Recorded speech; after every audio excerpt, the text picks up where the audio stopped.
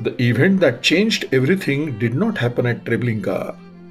It happened in Prague, on a road on the morning of May 27, 1942, when Reinhard Heydrich, the chief of the Reich Security Main Office, one of the most powerful men in the Nazi security apparatus, and the principal architect of the systematic plan to murder the Jews of occupied Europe, was mortally wounded in an ambush carried out by Czech resistance fighters. He died of his injuries on June 4, 1942. Heydrich's assassination did not slow the machinery of genocide.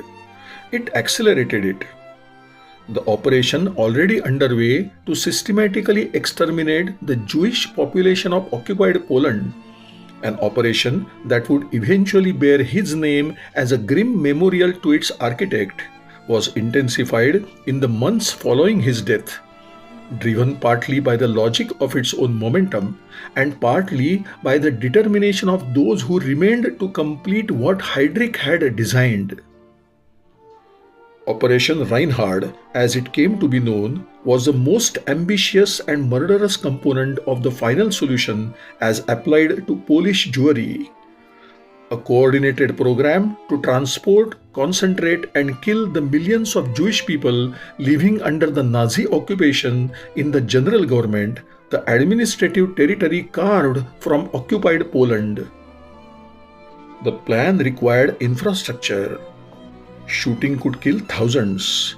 It could not kill millions. Not with the speed, the secrecy, and the logistical manageability that the Nazi leadership demanded.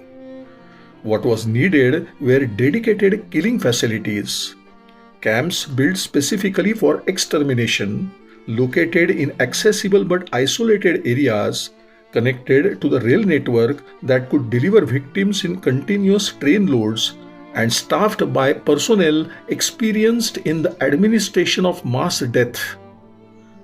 3 camps were selected for this purpose. Belzec and Sobibor were already operational or in development. The third would be Treblinka.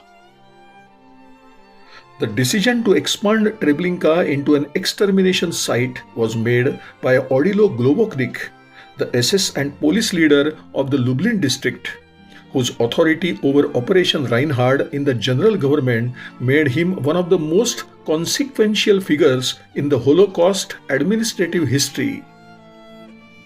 Globoknik was not a man given to hesitation. He had overseen the construction of Belzec, had watched its operation, had absorbed its lessons, and had drawn from those lessons a set of conclusions about what worked and what could be improved. When he identified Treblinka as the location for the third Operation Reinhard camp, he was making a decision based on specific practical criteria. The camp's isolation from population centers large enough to generate witnesses, its proximity to the rail lines that would need to carry hundreds of thousands of victims, and the existing infrastructure that could be repurposed or expanded. The forest that had made Treblinka 1 a useful labor site now made Treblinka 2 a logical death factory. The Jews of occupied Poland did not yet know this. In the ghettos of Warsaw and Radom, people were living under conditions of systematic deprivation and terror. Aware that their situation was dangerous and deteriorating, uncertain about the full nature of the danger they faced. The Nazi regime's genius for deception, its ability to maintain at every stage of the process just enough ambiguity about its ultimate intentions to prevent the organized resistance that full knowledge might have produced, was already operating at full capacity. The word being used in official communications and on the signs posted at deportation points was not murder. It was resettlement. And in the summer of 1942, as construction crews began work on the site that would become Treblinka 2, the transports were already being planned. Geography is never neutral in the history of the Holocaust. The placement of the Operation Reinhard death camps, Belzec, Sobibor, and Treblinka was not accidental or arbitrary. It reflected a specific strategic logic that Globoknik and the SS leadership had developed through the experience of operating the earlier camps, and that logic placed a premium on three factors above all others: access, concealment, and precedent. Access meant rail connectivity.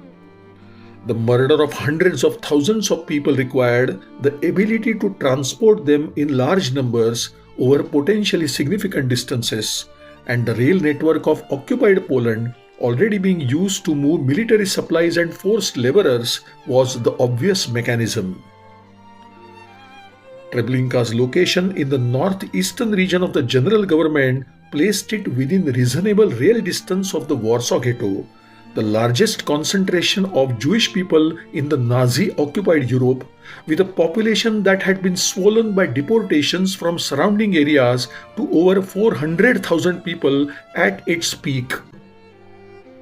The line that connected Warsaw to the northeast passed through territory the Nazis already controlled completely. Extending a spur to the new camp required effort, but not extraordinary effort. Once built, it would allow trainloads of victims to arrive continuously, processed and killed before the next transport arrived.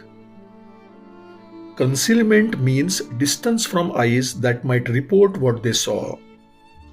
The forests of the Treblinka region were not impenetrable, but they were remote enough that the activities of a camp hidden within them would not be easily observed by the kind of population density that might produce witnesses, rumors, or in the Nazi calculation, the organized disruption that the knowledge of the camp's true purpose might inspire.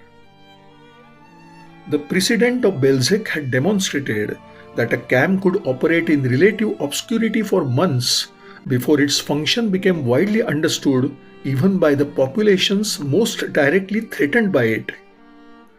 Treblinka's geography offered the same promise. Precedent meant the accumulated operational knowledge of what had already been built and what had already failed,